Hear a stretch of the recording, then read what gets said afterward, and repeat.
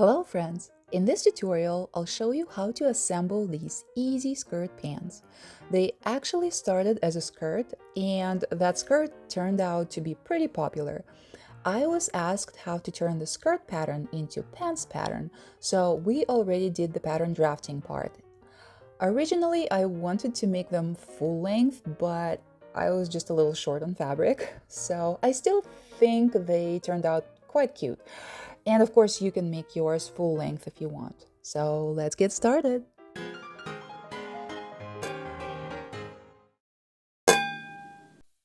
These skirt pants do use quite a bit of fabric, especially if you make them full length. For a full length, plan on using at least 6 yards of a 45-inch wide fabric or 4.5 yards of 60-inch wide fabric, including the seam allowances and pockets. Mine are 36 inches long, and I cut the pattern pieces crosswise, so I only needed about like 3 3/4 of a yard. And honestly, for a project like this, a nice bed sheet is a great option. Lots of fabric without spending a fortune. I never add seam allowances directly to my drafted patterns. I just like having a little room to change things if I need to. Normally, for these bands, I would use the same seam allowances as I did for the skirt. 2 inches at the top, so I could just fold it over and skip a separate casing.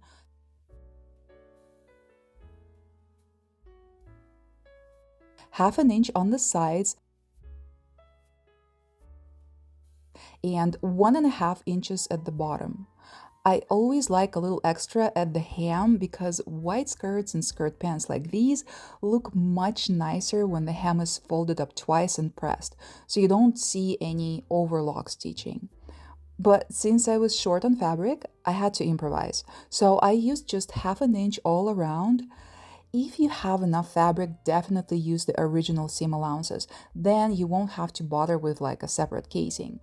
For the pockets, cut two rectangles 9 by 13 inches, and the seam allowances are already included.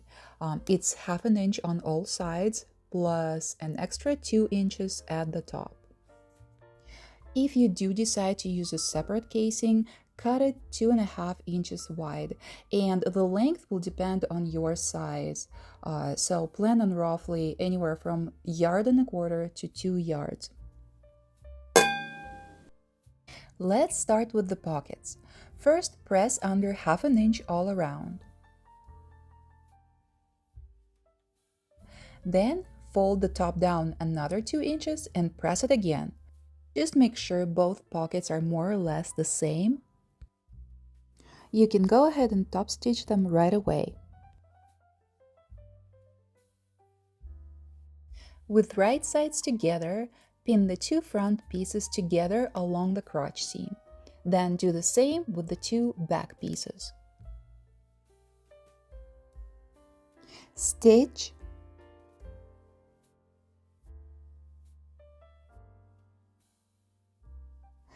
take the pins out, overlock, turn, and press.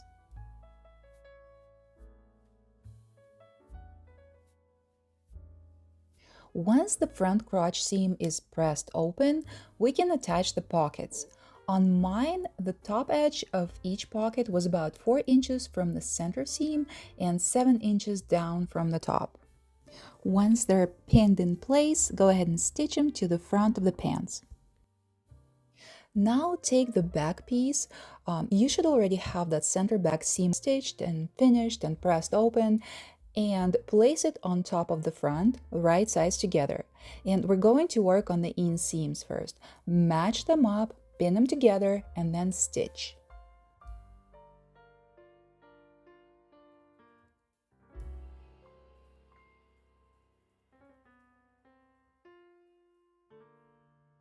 I like to go over the area where the crotch seam and inseams meet 2 or 3 times, just for a little extra reinforcement. Then overlock, turn the pants right side out and press. And make sure the seam allowances are pressed towards the back, away from the front.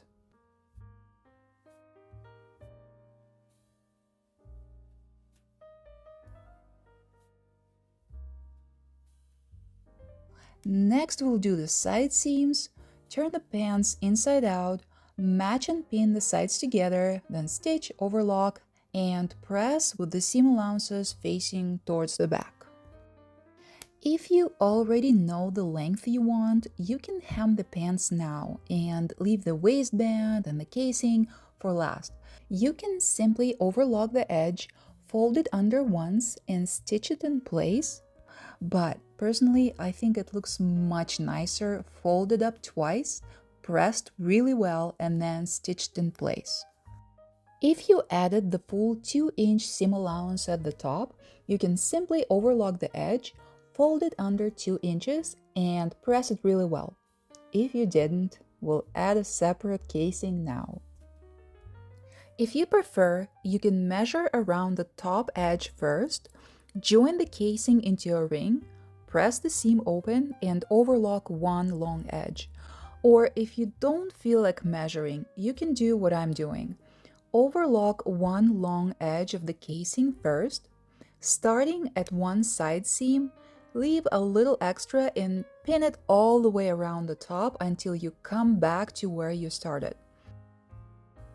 Trim off the extra.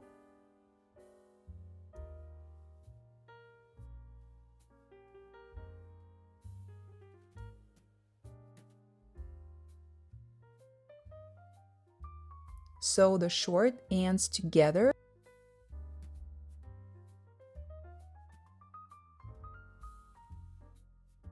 Overlock. Finish pinning it and then stitch your casing in place.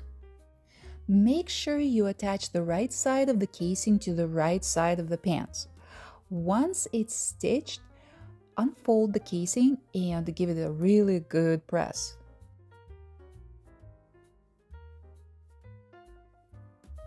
Now stitch 3 rows around the casing. The top row is just for a nice clean finish.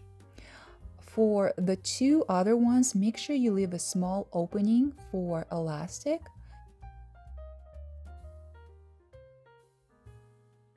And this will also leave about like 1/4 of an inch on the inside for the overlocked edge. I'm using 2 rows of elastic, each cut to my waist measurement. Insert the elastic through the openings, join the ends, then stitch the openings closed. And that's it! Have fun making your own pants. Please don't forget to click on like if you find my videos helpful and leave a comment if you want. And I will see you next time. Goodbye!